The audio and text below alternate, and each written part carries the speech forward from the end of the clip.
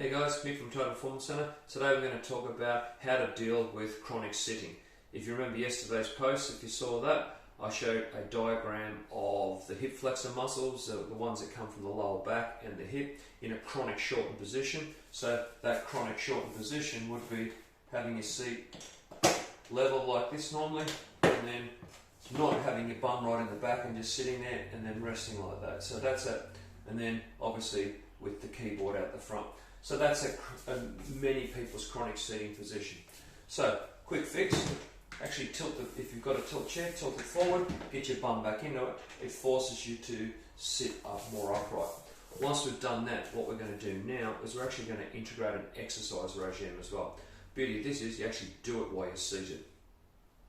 A lot of people are told to stretch their hip flexors throughout the day when they're to help counteract the adaptive shortening, which sounds like a good idea, and it is if the muscles have some activation and they're warmed up already.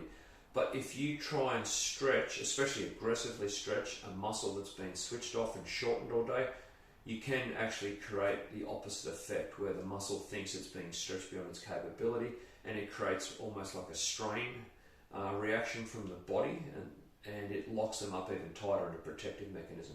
So what we're going to do today is we're going to bring in the stretch with the hip flexor, but what we want to do is we want to activate it first, bring it to a neutral length, and then we can put the stretch in. Okay, so first off, get your chair.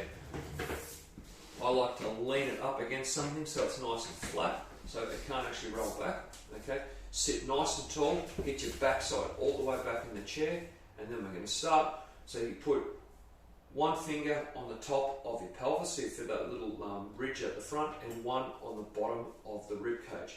Do the same on the other side. Okay, sit nice and tall, and then lift a knee up. Okay, and you hold it there for about 5 seconds. 2, 1, rest. The reason we've got the fingers on here is we're actually trying to keep the distance between this rib cage, so the right and the left, the same no matter what's happening, and down. So we'll go again, so we're going to lift up again, try and create a strategy to actually keep your rib cage and your pelvis nice and steady. So 3, 2, 1, and down. See how I'm relaxing the foot as well. I'm not clenching the toes, I'm relaxing up and lifting, holding. 5, 4, 3, 2, 1, and down. Okay, 2 lots of 5 seconds to each. You can do more than that if you've got the time, but let's start with that. And from there, get your feet nice and firm on the ground, and then without rocking too far forward, use your backside or your bum to activate and come into a standing position. So basically coming out of a deep squat. Again, seated, sitting back down again, there, and then straight back up, okay? That's the starting position. Then, if you've got a pad of some sort, or if you're working on carpet, that will work just fine as well. So, you can either do that classic 90 degree hip flexor stretch. So 90 degree here, 90 degree the other leg.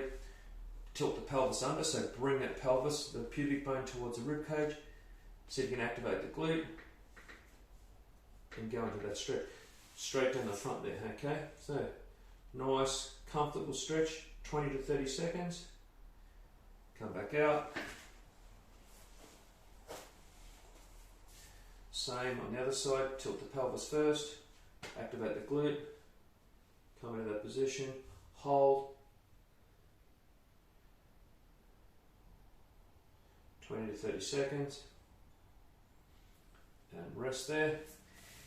If you don't want to get on the floor, excuse me disappearing there for a second, but you might have a bench or something if you want to do that. I'm going to put my pad back up here again,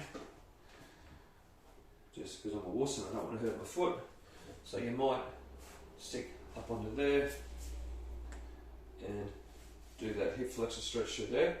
If you're getting it through the front of the quad, great. If you want to get a little bit more, try and get the knee as close as you can to the bench and get that knee starting to get behind the midsection, and again, tuck the pelvis under and hold. 20 to 30 seconds each side. Same on the other side.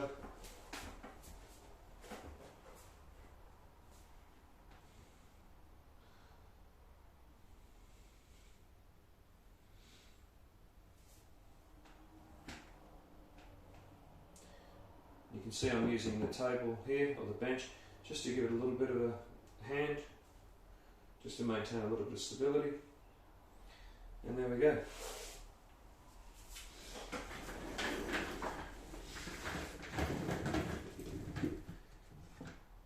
If you're able to do that a couple of times throughout the day, you're going to keep your hip flexors activated, but long, alright? Remember, turning a muscle off and making it weaker doesn't solve anything, because something else has to do the job when you ask it to do it later. But keeping it active and long throughout the day is a much, much healthier way to keep your midsection healthy and strong. This is Mick from Total Performance Center. Have a good one, guys.